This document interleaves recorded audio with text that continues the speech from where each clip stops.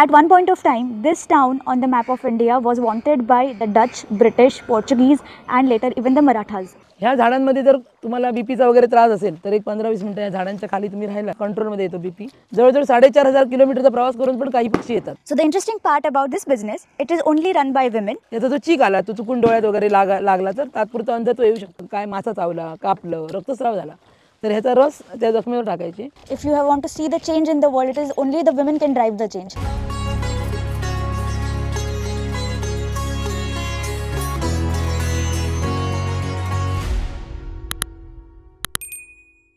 Namaste, this is Savni Shetye.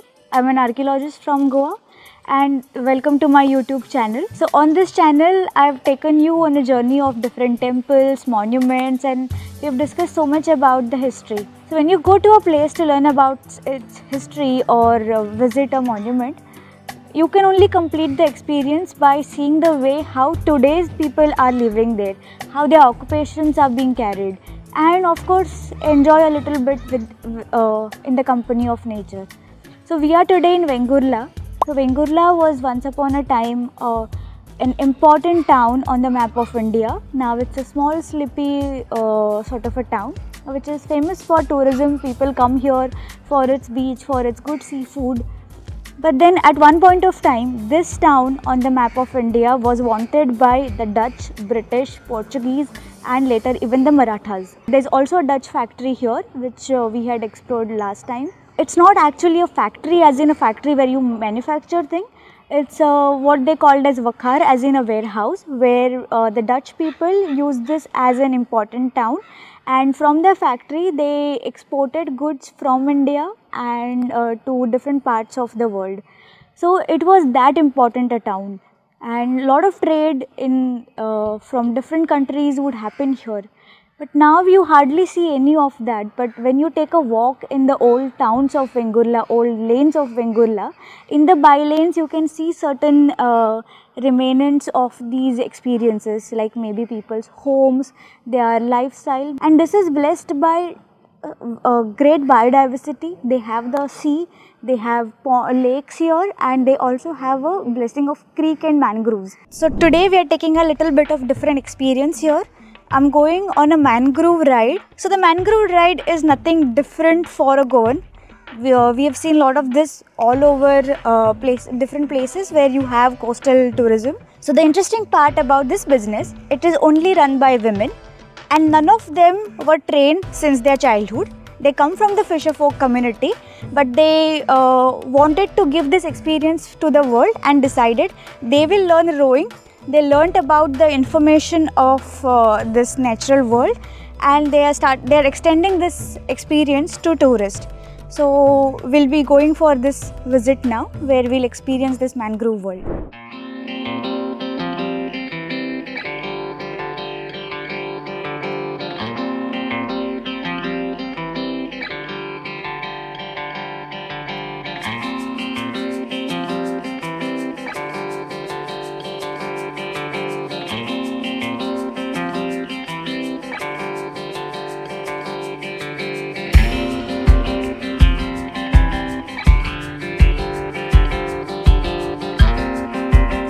नमस्कार, मी श्वेता हुले, स्वामिनी महिला बचत गटाची अध्यक्ष आहे आणि ही आहे राधिका लोणे, जी सुकाणू पकडलं आहे आणि त्या दोन ज्या वलवत आहेत, एक आहे सई सातार्डेकर आणि दुसरी आहे प्रियांका दाभोलकर.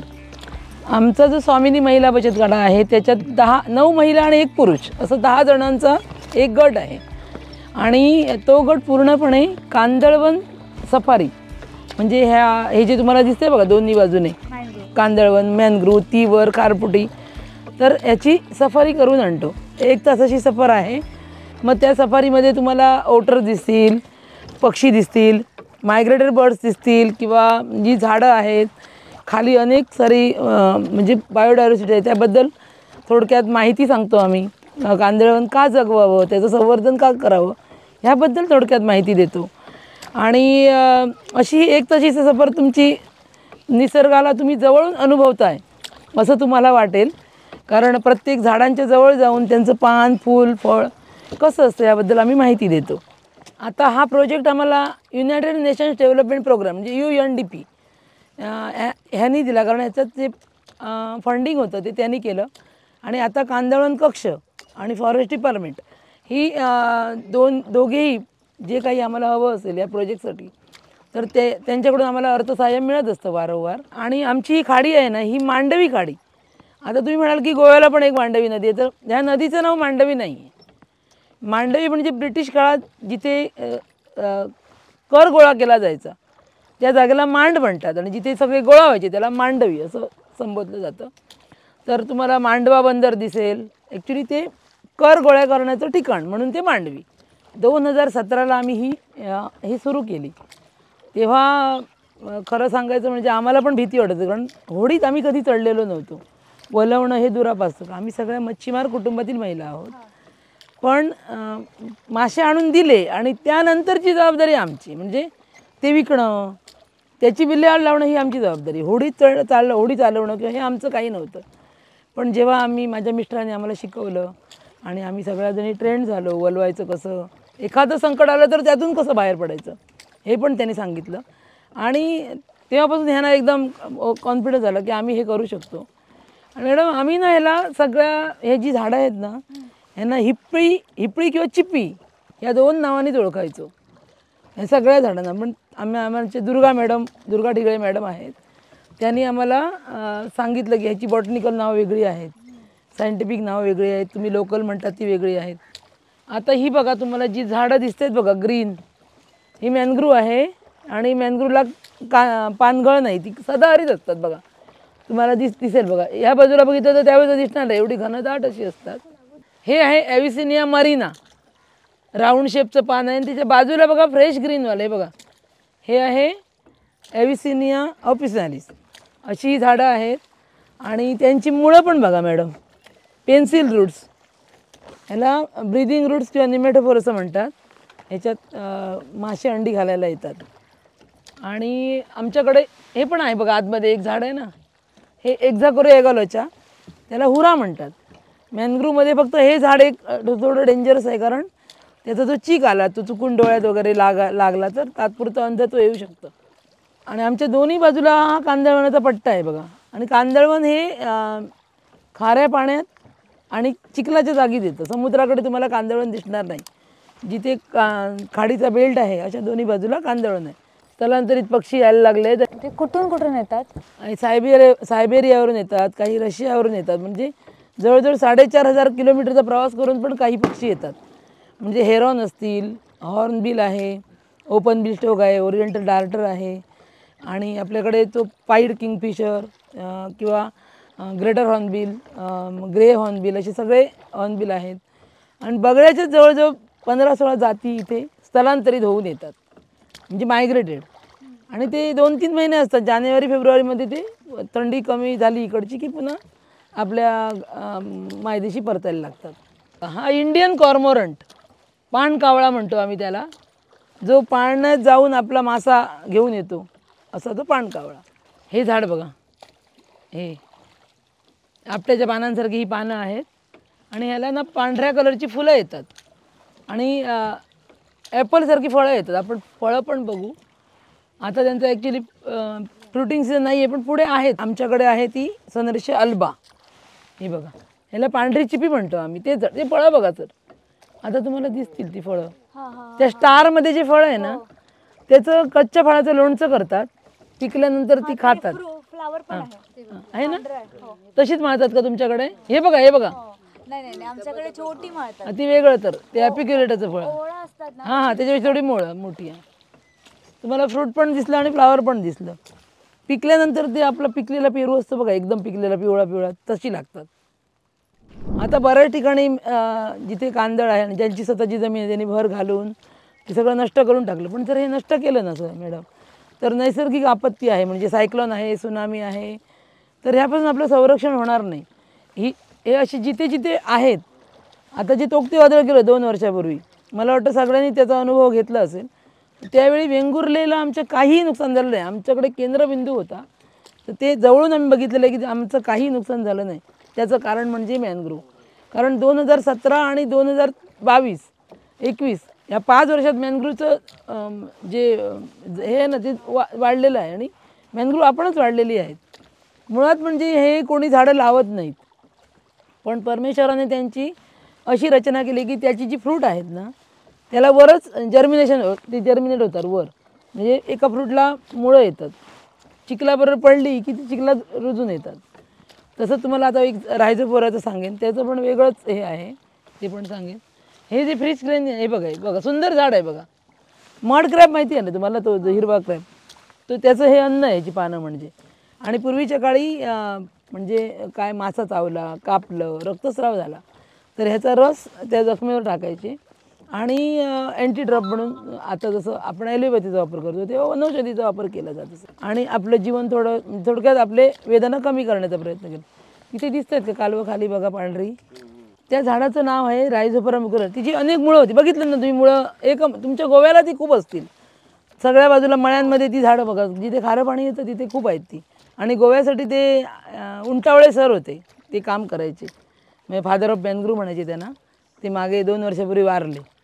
त्यांनी त्यांच्या हस्ते आम्हाला एक फार मोठं मॅनग्रोव्ह सोसायटी ऑफ इंडियाचं पारितोषिक मिळालेलं कोल्हापूरला.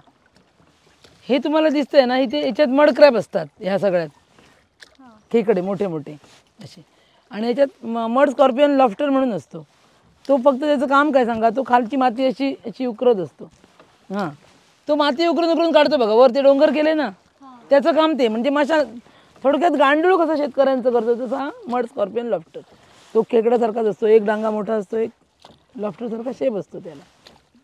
इथे छोटा एक ग्रीन हेरॉन पण असतो मॅडम. त्याच्या इथे असा छोटासा ग्रीन मुकुट असतो असा, त्याला ग्रीन हेरॉन म्हणतो, छोटासा असतो. दुसरा एक पॉन्ड हेरॉन आहे, एक पर्पल हेरॉन आहे, ग्रेट इग्रेट, मिडल रिप इग्रेट, असे अनेक. म्हणजे इग्रेट म्हणजे बगळ्यांच्या जातीमध्ये आलं ते. थोडं पाय चोचमध्ये इकडे तिकडे फरक असतो, कोणाच्या कलरमध्ये फरक असतो, त्यावरून त्यांना ती नावं अशी हे केली गेली. ह्या झाडांमध्ये जर तुम्हाला बीपीचा वगैरे त्रास असेल तर एक 15-20 मिनटं या झाडांच्या खाली तुम्ही राहिलात तर तुम्हाला खूप चांगला आराम, म्हणजे कंट्रोलमध्ये येतो बीपी. ह्याची जी मुळं आहे त्याच्यात मासे अंडी घालायला येतात. आम्हाला एकच माहिती होतं, मच्छीमारांना ह्या झाडांचा उपयोग ह्याच्यासाठी आहे म्हणून ती जगवली पाहिजेत. पण जेव्हा मॅडमनी सांगितलं की ही झाडं का जगवली पाहिजेत, हे बघा सर, ही जी मुळं बघायची, ह्या अशा अनेक मुळांवर हे झाड आधारित आहे. याला स्टील रूट्स म्हणतात.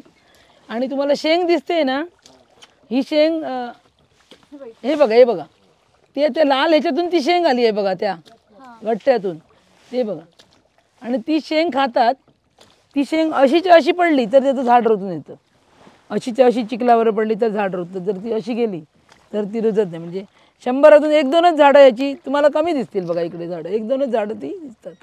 त्याच्या त्या मुळांमध्ये रेड स्नॅपर नावाचा म्हणजे तांबोशी, तो मासा तिकडे त्या ढोली होल काढून तिथे राहतो. आणि तिथे मारय, जे मोठे शिंपले बघा, मारय म्हणून असतात, मोठे शिंपले असतात एवढे ती त्याच्या आजूबाजूला असतात. कालवं त्याच्या मुळांना पण चिकटलेली असतात. दर महिन्याच्या 15 तारीखला आम्ही हे क्लीन करतो सर.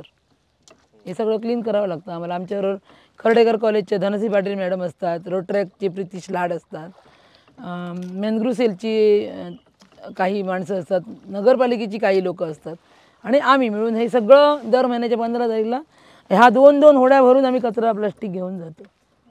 आणि नगरपालिका त्याची विल्हेवाट लावते नंतर जाऊन, म्हणजे सॉर्टिंग करणं, प्लास्टिक वेगळं, काच वेगळी. सकाळी ना आम्ही 6 वाजता सुरू करतो ट्रिप. आणि ते अगदी सूर्य उगवत असतं आणि ती इतकी सुंदर, आणि पक्षी उडत असतात सगळ्या बाजूने. किंवा संध्याकाळी 6च्या दरम्यान एवढे तवे रिटर्न येतात पक्ष्यांचे. आता हे ओटरबद्दल तुम्हाला सांगायचं झालं ना, ही ओटर ती एकट्याला जर एक मासा मिळाला तर तो एकटा खात नाही, तो आपल्या गुहेमध्ये जाणार आणि सगळ्या कुटुंबाला बरोबर घेऊन तो एवढा येई नका तो तेवढा भरून खाणार, आपण एकटा खाणार नाही कधी. So today we are exploring a different side of Vengurla. We are on a nature tour. So this is not only a nature experience, but this is very inspiring story of. It is always said, if you want to see the change in the world, it is only the women can drive the change. So here in this Vengurla village, so there is this mangrove creek here, and the ladies, there is a Mahila Bachat group. So it's like a sort of a self-help group of women who came together. They are all from the fisher folk community, but none of them had ever driven a boat like this. So their job always used to be, the women's job always used to be take the fish and cook and the whole process further, or sell it and everything like that.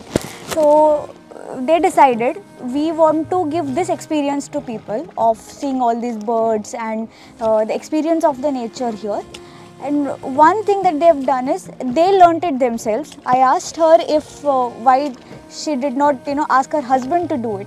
So they decided that they will do it. So she got a group of women. So you can see here it's only women who are driving here, and it's a whole complete experience. So they explained us about the information.